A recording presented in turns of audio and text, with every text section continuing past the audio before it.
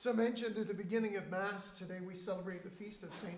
Faustina. It's a relatively new feast. She was canonized in the year 2000 by Pope John Paul II. Faustina was an interesting person. She was born in Poland in 1905, the third of, I think, 10 children.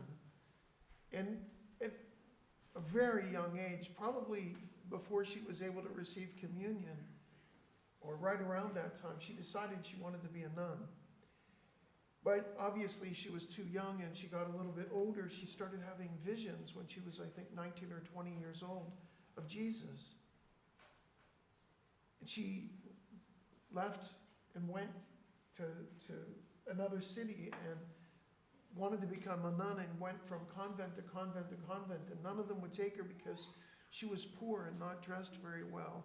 And finally one convent religious order took pity on her and said, if you can earn enough money to pay for your habit, we'll let you come in.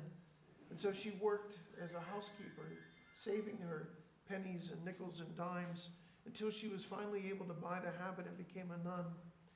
And as she entered the convent, she started to again have these visions. And one night she had a vision of Jesus.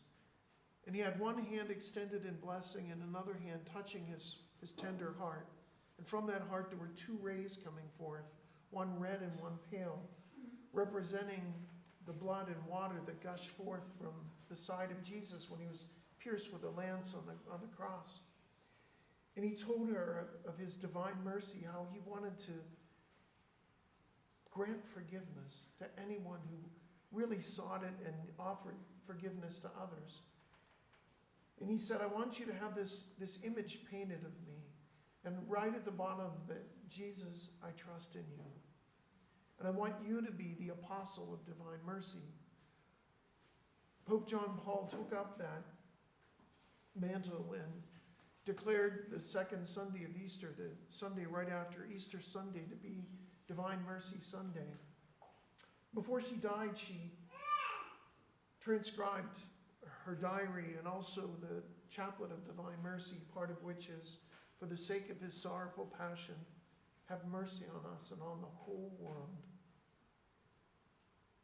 It's prayed on the rosary, so you pray 50 of those little prayers. That mercy is not always easy. We sometimes have a hard time imagining that God could forgive us for all the little things, or maybe some big things that we've done in our lifetime.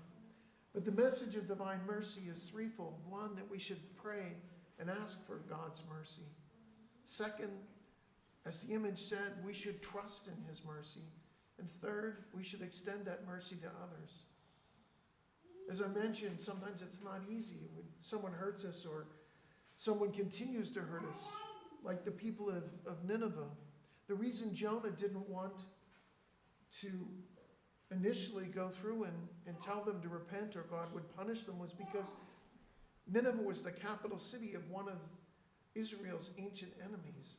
They would come and taunt them. Some of the enemies around the nation of Israel would come in the middle of the night and burn their wheat fields so they didn't have water, or wouldn't have food to eat, or they do things to their water. They do all kinds of things just to torment them. And so he didn't want them to be forgiven. He wanted them to be punished. And that's the whole story of Jonah and the whale, how he tried to run away, but God said, no, you're not running from me. And finally, when he washed up on the shore after being spit out by the whale, he went to Nineveh and told them to repent. I'm sure half-heartedly, but the king heard of it, and he said, everyone will repent. No one will eat or drink, neither man nor beast, anything, until we've been forgiven. Where do you get that grace to forgive? Right in the presence of Christ himself. We just yesterday started the perpetual adoration back here at St. John and Paul. 24 hours a day, 6 days a week, they come and sit in the presence of Christ, just as Mary did in the gospel message. Sitting there, just listening, drinking in the peace that God gives us, the forgiveness he gives us, and the grace to be able to forgive those who have forgiven us, so that we can live the words of the Our Father. Forgive us our trespasses as we forgive those who trespass against us. If we can forgive others, we can trust that God's mercy, God's divine mercy, will always be ours.